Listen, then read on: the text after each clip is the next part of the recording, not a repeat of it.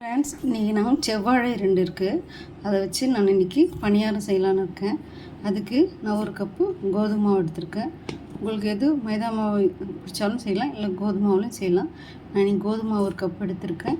2 செவ்வாழை, ஏலக்காய், வெல்லம் 1 கப்பு. இப்போ நான் 1 கப்புக்கு 3/4 கப்பு வெல்லம் காசி வச்சுருக்கேன்.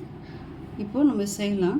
இந்த செவ்வாழையை நல்லா பொடியாக கட் பண்ணி மிக்சியில் அரைச்சிட்டு வந்துடலாம். பாருங்கள், மிக்ஸில் இதுமாரி அரைச்சி எடுத்துன்னு விட்டோம். இதில் மிக்ஸ் பண்ணிக்கலாம்.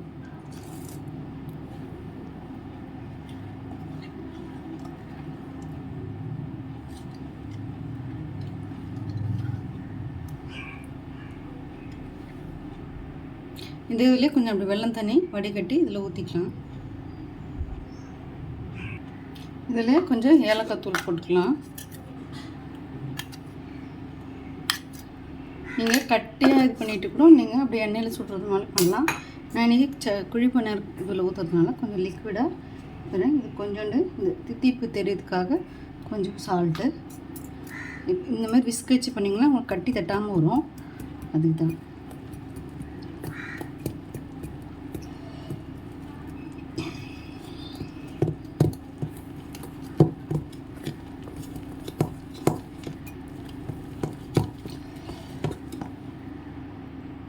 நம்ம கொஞ்சம் கொஞ்சமாக வடிகட்டி ஊற்றிக்கலாம்.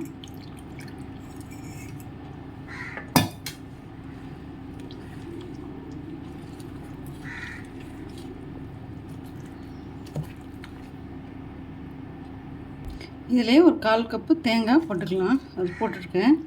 இப்போது நீங்கள் இந்த அளவுக்கு திக்னஸாக பண்ணிட்டீங்கன்னா நீங்கள் அப்படியே எண்ணெயில் பொரிச்சு எடுக்கிறதுனாலும் பண்ணலாம். இந்த அளவுக்கு திக்னஸ் இருந்துச்சுன்னா போதும், அப்படியே எண்ணெயில் பொரிக்கிறதுக்கு. நான் லிக்விடாக கொஞ்சம் இது பண்ண போகிறேன். அது இது உங்களுக்கு காட்டுறதுக்காக. இந்த பதம் இருந்துச்சுன்னா நீங்கள் அப்படியே எண்ணெயில் கொஞ்சம் கொஞ்சமாக எடுத்து எண்ணெயில் இது பண்ணுங்கள்.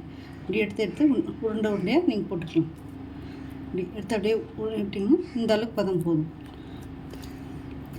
நான் கொஞ்சம் தண்ணி மாதிரி இது பண்ணிக்கிறேன். பாருங்கள், இப்போ இந்த அளவுக்கு நான் குழிப்பணியார் கல்லில் ஊற்றுறதுனால நான் இந்த அளவுக்கு எடுத்திருக்கேன்.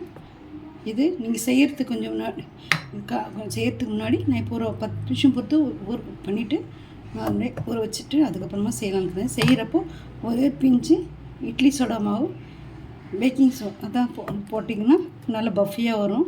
அது செய்கிறப்போ போட்டிங்கன்னா போதும். 1 நிமிஷம் கலெக்ட்டு செய்யுங்க. இப்போ இது மாவு ரெடி ஆகிடுச்சு. நான் குழிப்பணியார் கல்லில் செஞ்சுட்டு உங்களுக்கு காட்டுறேன். இது பாருங்கள், இப்போ ரெடி ஆகிடுச்சு. நான் உங்களுக்கு குழிப்பணியார் கல்லில் ஊற்றிட்டு காட்டுறேன். நான் இது குழிப்பணியார் கல்லில் ஊற்றிட்டு நான் வச்சுருக்கேன். பாருங்கள், இப்போது இது வெந்ததும் இது ஒரு மூடி போட்டு 5 நிமிஷம் அதை மூடிடுங்க. இப்போ இது 5 நிமிஷம் பொறுத்தாயிடுச்சு. இதை திருப்பி போட்டுக்கலாம். நம்ம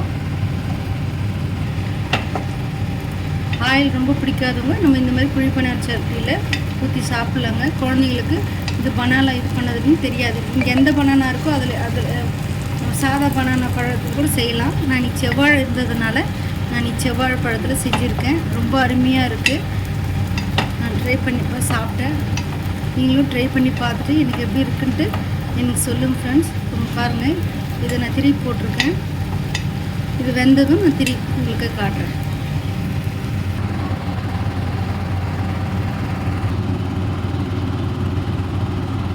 பாருங்கள் ஃப்ரெண்ட்ஸ், நம்ம செவ்வாழை குழிப்பணியார் ரெடி ஆகிடுச்சு. நீங்களும் ட்ரை பண்ணி பாருங்கள். எப்படி இருக்குன்ட்டு எனக்கு சொல்லுங்கள். Bye friends.